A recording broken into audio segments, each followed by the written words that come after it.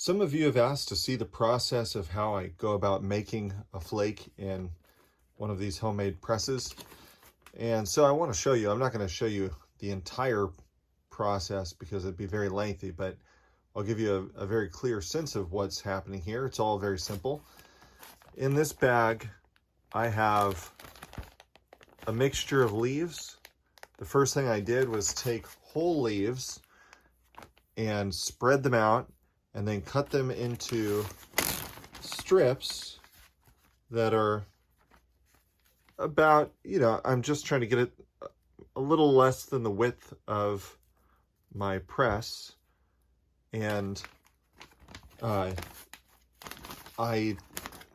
in advance, picked out approximately the number of leaves I'd need of red and bright, and then of perique. And I've done this enough times now that I don't really weigh anything. I just have a general sense it's about 5 leaves of red and 2 leaves of bright and half a leaf of perique, for instance, for a specific blend. And then, there's a whole process of wetting them down to get them to be this flexible. They were bone dry this morning when I first began the process. I take a sprayer like this that has a very fine mist, really fine mist, and I just spray the leaves while they're in a bag. I'll show you one of these bags here.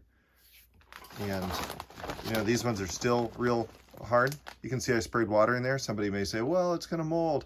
I check it daily, and the leaves are so dry that overnight they will absorb all of that water.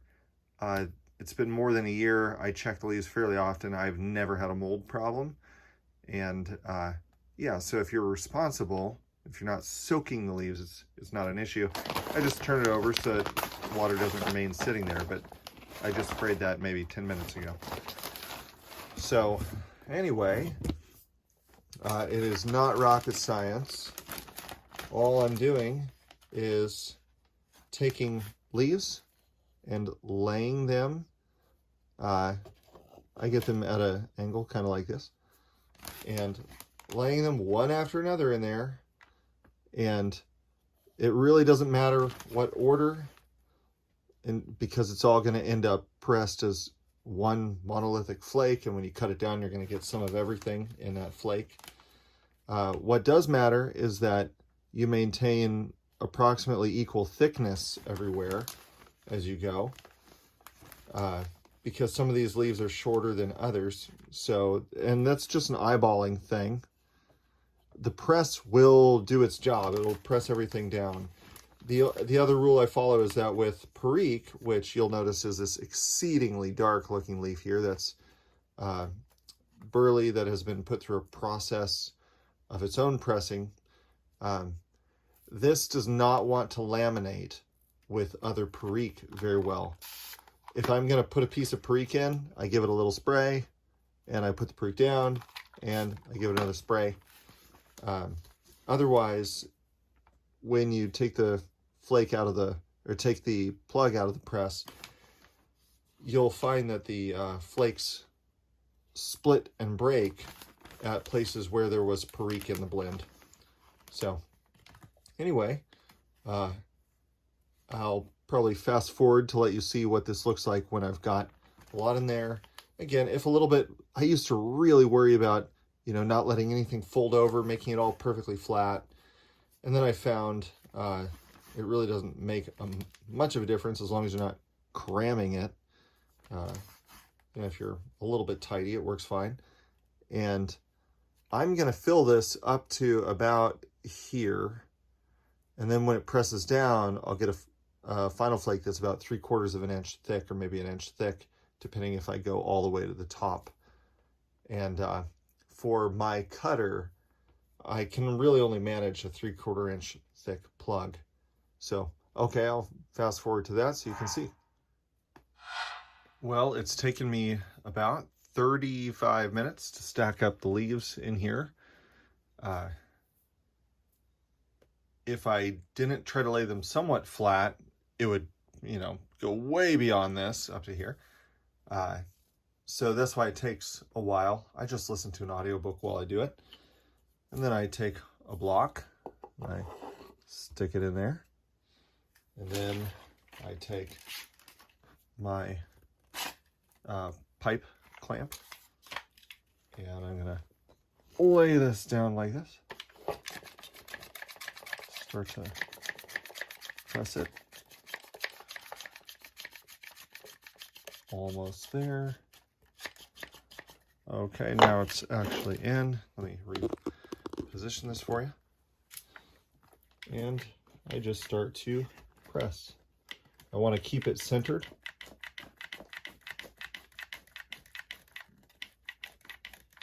This clamp is advertised as capable of 600 pounds of pressure, but that's distributed across a block that is 2 inches by 3 inches. So that comes to something like 100 pounds per square inch if the advertisement is true. And my thought was that if it's even half true, if it's 50 pounds per square inch, that is more than enough to press a plug of tobacco, because the industry standard is about 35 pounds per square inch.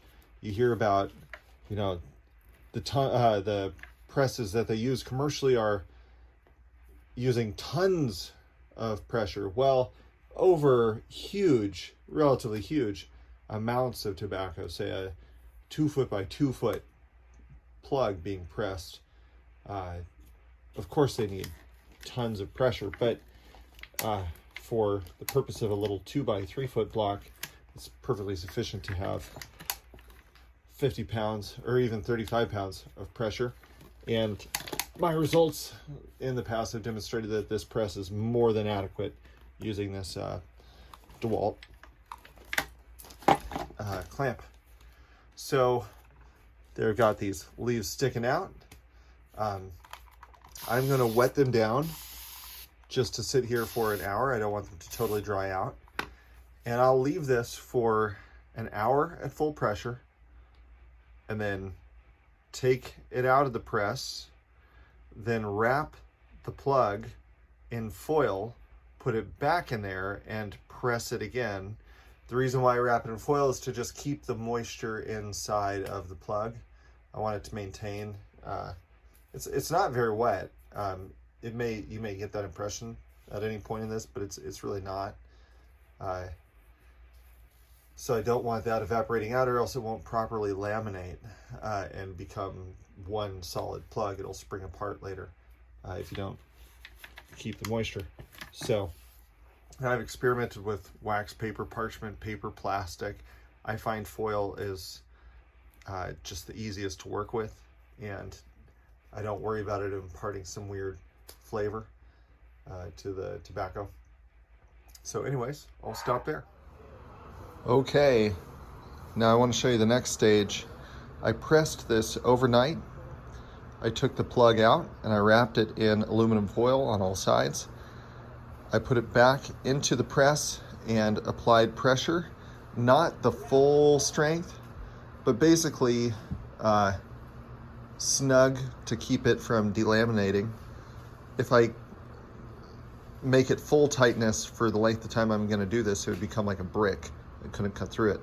So once I've done that, I'm going to just hang this up here from my roof, and this will hang in the sun, rain or shine, day and night, for the next 2 weeks. Here in the Southwest, it's about in September, it's between 95 and 105 every day, and nighttime temperatures are around 80. Ideally, I would actually be doing this in July or August, where it's always above 100, and then it would only take a week. But doing it this way, it takes about 2 weeks for a kind of gentle stoving effect. I find that the end result, the tobacco, is significantly smoother, sweeter, and darker than if I did not continue to keep it under moderate pressure and at a a fairly warm temperature. I've never experienced any issues with molding. The tobacco is not stopping wet, and there's very little exposure to air anyway.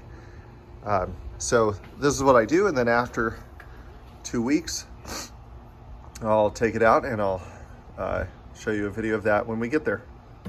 Now I'm going to take off the clamp. The clamp was not at full pressure. It was basically firm, and then I did it maybe once or twice just to make it strong enough to not delaminate, but neither is it going to become a total puck. Now it already ripped off the foil in one place, that's fine. Doesn't make a difference. Then I'm gonna stick a knife in there, start to free it, because usually it'll be a bit stuck. I have a different press that has a eye screw in here that you can just pull out easy. I have forgotten to put that in this one. Comes out. Here comes the goodness. A very thick, oh man, I can smell that from here. It smells really good. It looks delicious. Smell test. Tobacco, heavy raisin. I didn't add raisin, of course, that's just how it smells. Yeah, so I am pleased with that. And then what I'm gonna do next is take a slicer and slice off the very rough ends. Actually, that end's not bad. But just to make it a little bit more uniform. And then that part I slice off, I'll chop and just use as a mixture.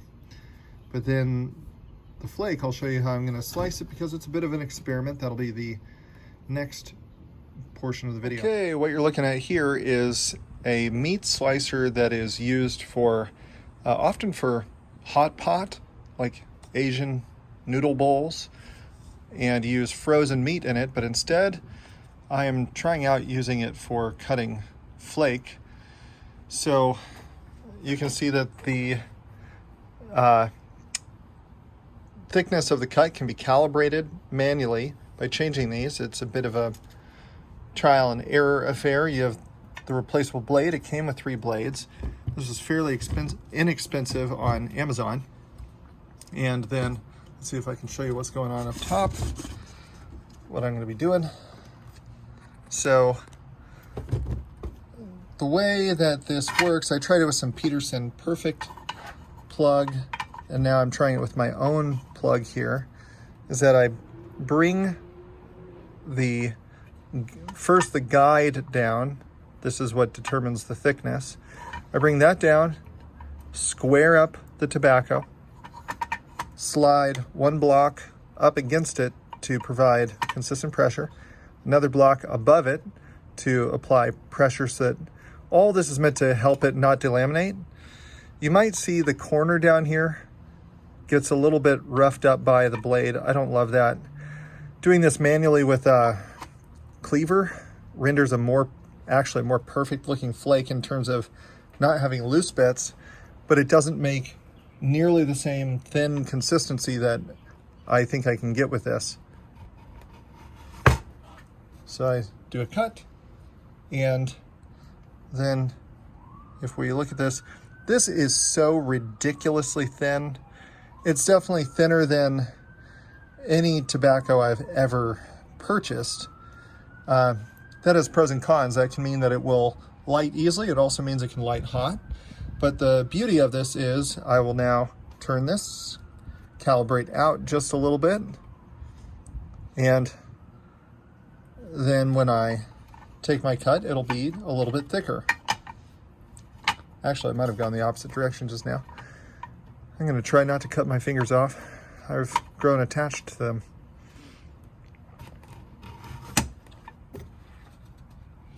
Oh no, I did it perfect. And that is, I'd say, 1 millimeter in thickness. Very consistent. As I said, it roughs up the bottom a little bit. That will have no impact on anything. Now, if I really cared about production quality, I would cut off the end and make it look just very nice, but I don't mind.